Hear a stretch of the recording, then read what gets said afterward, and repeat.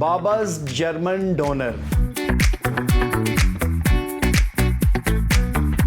मेरा नाम कैसर महमूद है, मैं ओवरसीज़ हाँ ਤੇ ਮੈਂ ਅੱਜ ਤੋਂ 3 ਸਾਲ ਪਹਿਲੇ ਸਪੇਨ ਜਦੋਂ ਗਿਆ ਸੀ ਉਦੋਂ ਨਵਾਂ ਕੰਮ ਡੋਨਰ ਦਾ ਸੀ ਸ਼ੁਰੂ ਹੋਇਆ ਸੀ। ਉੱਥੇ ਨਵਾਂ ਡੋਨਰ ਜਰਮਨ ਡੋਨਰ ਆਇਆ ਸੀ ਤੇ ਉੱਥੇ ਕੰਮ ਕਰਦੇ ਰਹੇ ਹਾਂ 5-6 ਸਾਲ 7 ਸਾਲ ਕੰਮ ਕੀਤਾ ਤੇ ਉਸ ਤੋਂ ਬਾਅਦ ਫਿਰ ਆਪਣਾ ਅਸੀਂ ਜਿਹੜਾ ਰੈਸਟੋਰੈਂਟ ਬਣਾਇਆ ਤੇ ਫਿਰ ਟਾਈਮ ਗੁਜ਼ਰਦਿਆਂ ਫਿਰ ਕਾਫੀ ਟਾਈਮ ਗੁਜ਼ਰ ਗਿਆ, ਤਕਰੀਬਨ 26 ਕੁ ਸਾਲ ਉੱਥੇ ਰਹਿ ਕੇ ਆਏ ਹਾਂ ਮੈਂ ਤੇ ਵਾਪਸ ਆਏ ਹਾਂ। ਜਿਹੜਾ ਕੋਸ਼ਿਸ਼ ਹੈ ਕਿ ਆਪਣੇ ਜਿਹੜਾ ਨਾ ਮੁਲਕ ਵੀ ਜਾ ਕੇ RSP ਲਈਏ, ਜਾ ਕੇ ਜਰਮਨ ਦੀ ਆਜ਼ਾਦ ਹੈ ਉੱਥੇ ਜਿਹੜਾ ਅਸੀਂ ਤਾਂ ਮੁਤਾਰਫ ਕਰਾਈਏ, ਲੋਕਾਂ ਨੂੰ ਦੱਸੀਏ। ਇਹ ਬਹੁਤ ਘੱਟ ਹੈ ਕਿਸੇ ਨੇ ਕੋਈ ਇਸਤੇਮਾਲ ਕਰ ਰਿਹਾ, ਵਰਨਾ ਕੋਈ ਵੀ ਨਹੀਂ। ਅਸੀਂ ਪਹਿਲੇ ਬੰਦੇ ਹਾਂ ਜਿਹੜਾ ਇਹਦਾ ਮੁਤਾਰਫ ਕਰਾਉਣ ਵਾਲਿਆਂ ਨੂੰ ਪਾਕਿस्तान ਦੇ ਵਿੱਚ ਇਸ रेसिपी ਨੂੰ।